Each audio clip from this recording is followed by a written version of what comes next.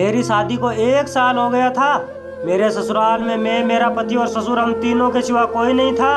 मेरे माँ बाबा भी ऐसे घर में मेरी शादी होने पर बहुत खुश थे। मेरे पति और ससुर सुबह अपने काम पर चले जाते तो घर पर मैं सिर्फ अकेली ही रहती थी, इसलिए मैं सारा दिन अकेली बोर हो जाती थी। तो तरह तरह का खाना और घर को अच्छी तरह सजाती रहती थी। मेरे इस काम को देखकर मेरे पति और ससुर दोनों खुश होकर मेरी खूब तारीफ करते रहते थे। कभी कभार जब मेरे ससुर घर पर ही होते तो मुझे खाना भी बनवा दिया करते थे, क्योंकि मेरे ससुर बहुत ही अच्छा खाना बनाना जानते थे। यह सिलसिला यूं ही चलता रहा। कुछ वक्त गुजरने के बाद मेरे ससुर काम को छोड़कर घर पर ही रहने लगे, इसलिए अक्सर जब मैं घर के कामों में बिजी होती तो खाना खुद ही बना देते थे। एक दिन मेरे पति ऑफिस के किसी काम से दूसरे शहर चले गए तो मेरे पास भी घर में करने को कोई काम नहीं था। मैं खाना बनाने की सोच रही थी, तभी मेरे ससुर बोले, आज खाना मैं बनाऊंगा। मैंने कहा, नहीं, आप रहने दीजिए, आप आराम करो, खाना मैं बना देती हूँ। मगर वो नहीं माने, खाना बनाने की जिद करने लगे तो मैं भी मान गई। कितने प्यार से कह रहे हैं, मना करूंगी तो ससुर जी को बुरा लगेगा। मेरे ससुर ने खुद अपने हाथों से खाना बनाया। हम दोनों ने खाना खाया और सोने के लिए अपने अपने कमरे में चले गए। मगर हैरानी की बात तो ये थी कि मैं बिस्तर पर लेटते ही गहरी नींद में चली गई और सुबह जब मेरी आंख खुली तो मेरे कपड़ों पर कुछ अजीब सा लगा हुआ था। मैंने इस बात के बारे में किसी से चर्चा नहीं की और ना ही मेरी कुछ ऐसी सोच थी। मैं इस बारे में जानने को उत्सुक हो गई कि ऐसा मेरे साथ क्या होता है, क्योंकि हर रोज जब भी खाना खाकर बिस्तर पर लेटती हूँ तो मुझे गहरी नींद आ जाती है, जबकि पहले मेरे साथ ऐसा नहीं होता था। लेकिन अब जब भी मेरे ससुर अपने हाथों से खाना बनाकर खिलाते हैं तो बिस्तर पर जाते ही मैं गहरी नींद में चली जाती हूँ। मैं इस बात के बारे में किसी से कह भी नहीं सकती थी, क्योंकि अगर ये बात मेरे पति से कहती तो शायद वह अपने पिता के बारे में इस तरह की बातों पर यकीन ना कर पाते और मुझे ही गलत ठहरा देते। हम तीनों के सिवा घर में कोई और भी नहीं था जिससे मैं यह बात कह पाती।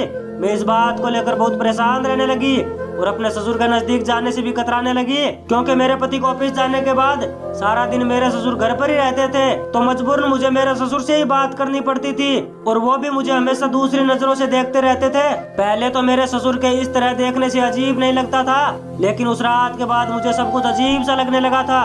मैं बहुत कोशिश करती रही कि उनके सामने ना जाऊं, मगर एक जगह रहते हुए यह कैसे हो सकता था। फिर एक दिन तो मेरे ससुर की बात सुनकर मैं बहुत हैरान सी रह गई। मेरे ससुर ने खुद ही मेरे पति को जबरदस्ती किसी काम से दूसरे शहर भेज दिया। वो ससुर जी से कहते रहे कि मुझे कहीं नहीं जाना, मैं नहीं जाऊंगा, लेकिन मेरा पति ससुर की जिद के आगे मजबूरन दूसरे शहर चले गए। मेरे पति के घर से निकलते ही ससुर के चेहरे पर खुशी झलकने लगी, जैसे इनका कोई अधूरा काम पूरा हो गया हो।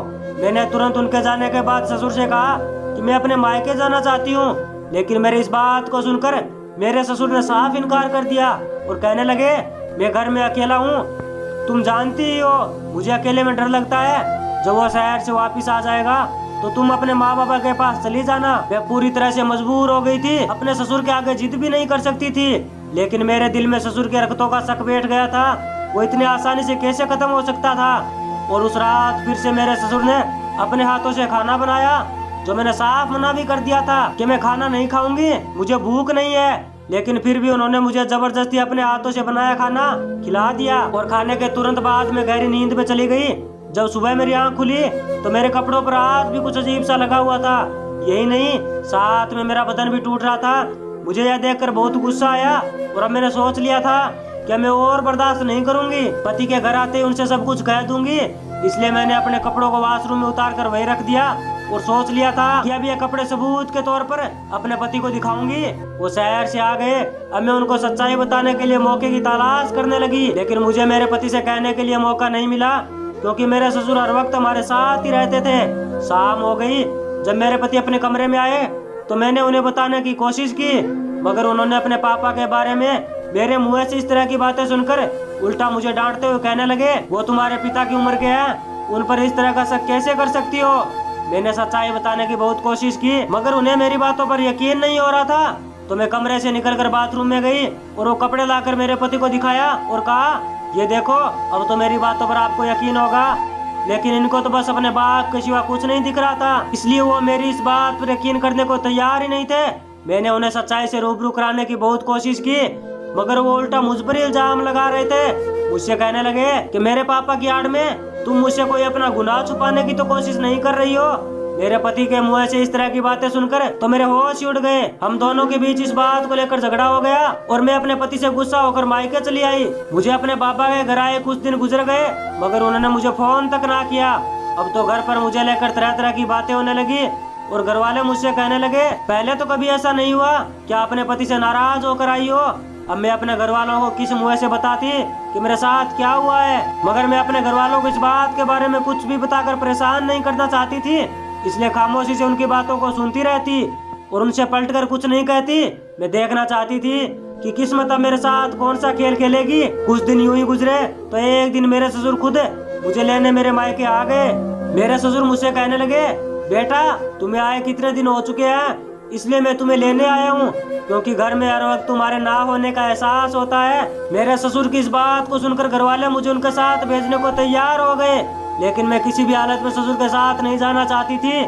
मेरी नाराजगी भी शायद मेरे ससुर जानते थे, इसलिए मुझसे कहा कि बेटा तुम दोनों के बीच जो भी हुआ है तो तुम दोनों आपस में बैठकर बात कर लेना, इस तरह मायके बैठे रहने से परेशानी का हल नहीं होगा। मैं अपने माँ से भी कुछ नहीं कह सकती थी, इसलिए मजबूरन मुझे अपने ससुर के साथ ससुराल आना पड़ा।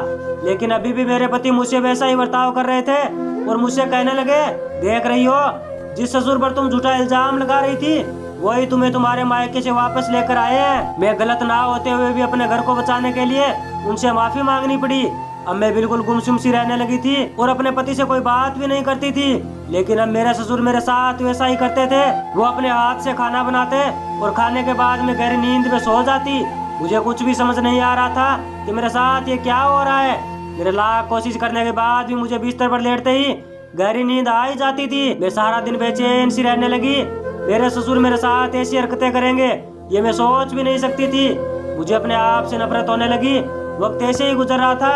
मेरे ससुर को भी शायद मेरे इस बर्ताव का अंदाजा हो गया था, इसलिए मुझसे बातें करने भी कम कर दी थी।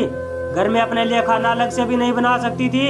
वो कहते हैं ना, जब इंसान बिल्कुल बेबस हो जाता है तो उसके लिए कोई ना कोई रास्ता अपने आप निकल आता है। मेरे साथ भी कुछ ऐसा ही हुआ। एक दिन मैं किसी काम से बाजार गई हुई थी, तभी अचानक से मुझे मेरी एक पुरानी सहेली मिल गई और उसने मुझे बताया कि मैं भी इस शहर में रहने के लिए आ गई। इस तरह एक दूसरे से मुलाकात हुई और अब मेरी दोस्त का मेरे घर आना जाना भी होने लगा।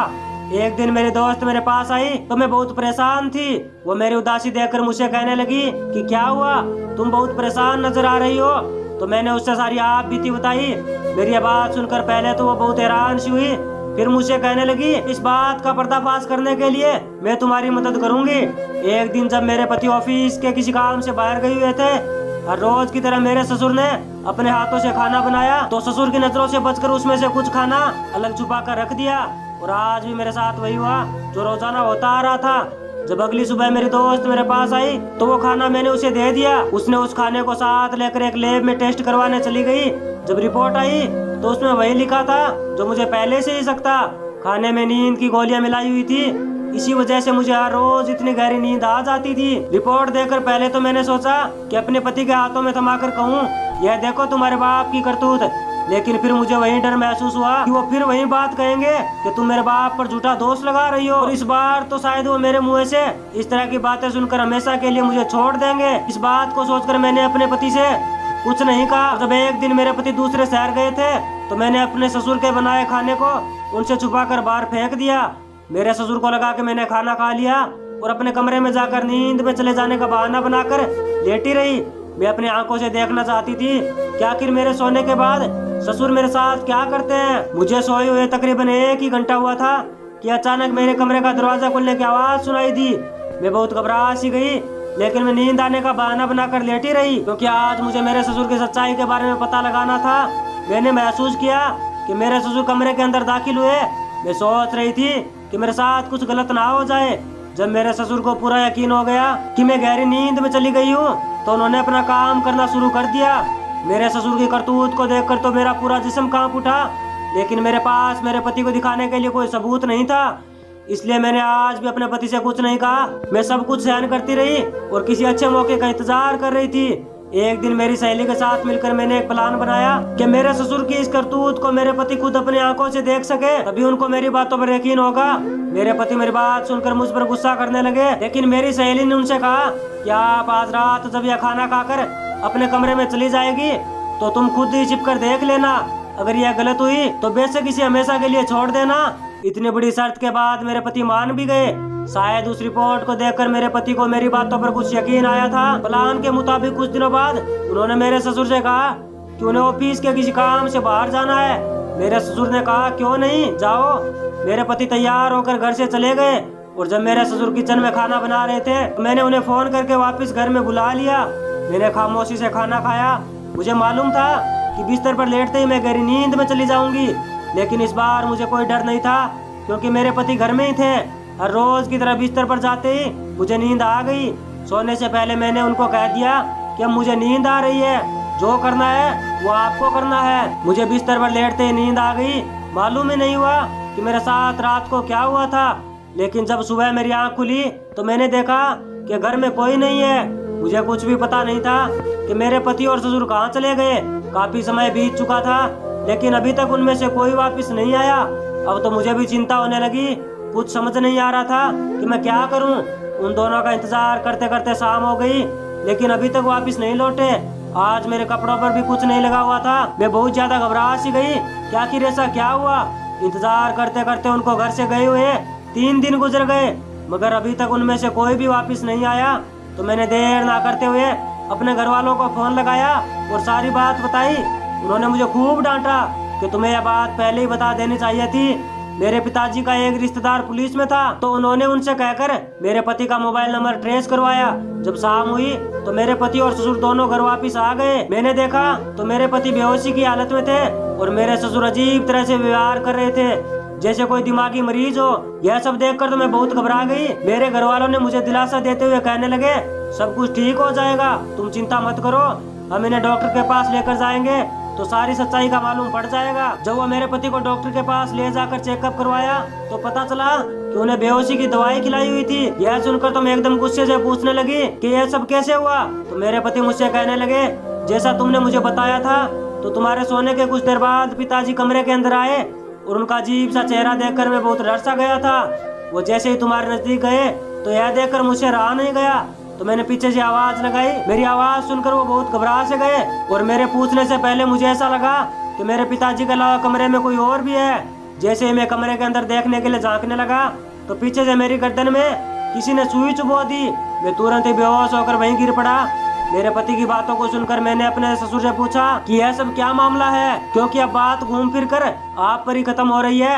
मेरे ससुर मुझसे कहने लगे बेटा मैं कुछ नहीं जानता, यह सब मेरे साथ कैसे हो रहा है। सिलसिला यही था कि तुम्हारी शादी को 3 साल गुजर चुके मगर अभी तक कोई औलाद नहीं थी। इस बात के बारे में मैं तुमसे तो कह नहीं सकता था, इसलिए मैंने अपने किसी दोस्त से इस बारे में बात की तो उसने मुझे एक दवाई ला कर दी और कहा कि यह दवाई हर रोज तुम अपनी बहू को खिलाओगे तो औलाद का सुख मिल जाएगा। औलाद की खुशी पाने के लिए वो जो मुझसे कहता मैं वो तुम्हारे गहरी नींद में चले जाने के बाद सब कुछ करता रहता। यही नहीं, कभी कभार तो मुझे ऐसा भी लगा जैसे यह सब मैं खुद नहीं बल्कि मुझसे जबरदस्ती करवाया जा रहा है। जिस रात मेरे बेटे ने मुझे पीछे से आवाज लगाई तो मैं बहुत डर सा गया और पीछे मुड़कर देखने लगा तो जैसे मुझे किसी ने वश में कर लिया हो। और इसके बाद मुझे कुछ भी याद नहीं कि उस रात मेरे साथ क्या हुआ। मेरे ससुर की बातों पर मुझे अब भी यकीन नहीं हो रहा था तो मैंने इस मामले की जड़ तक पहुंचने के लिए फौरन पुलिस को बुलवा लिया और मेरे ससुर को गिरफ्तार करवा दिया। जब पुलिस वालों ने सच्चाई जानने के लिए मेरे ससुर पर दबाव बनाया तो मेरे ससुर सब कुछ सच उगलने लगे। वो कहने लगे कि दरअसल मैं एक जादूगर हूँ और सिर्फ काले जादू टोने करता हूँ। मैं अपनी बहू को अपने वश में लेकर उससे शादी करना चाहता था, इसलिए उस रात वो आखिरी अमील था जिसके बाद वो पूरी तरह से मेरे वश में हो जाती। लेकिन तभी अचानक से कमरे में मेरे बेटे ने आकर सब कुछ देख लिया था।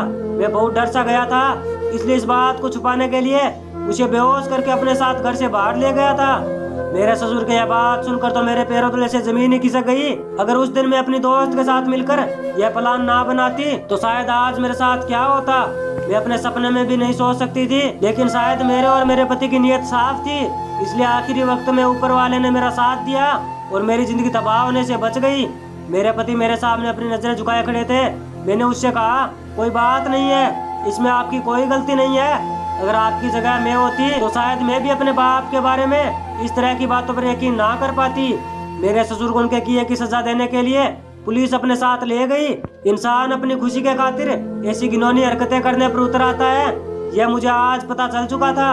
मेरे ससुर को शायद मालूम ही नहीं था कि खुशी मजबूर करने से नहीं मिलती। अगर इंसान की नीयत में कोई पाप नहीं होता तो ऊपर वाला खुद ब खुद उसे खुशियाँ दे देता है।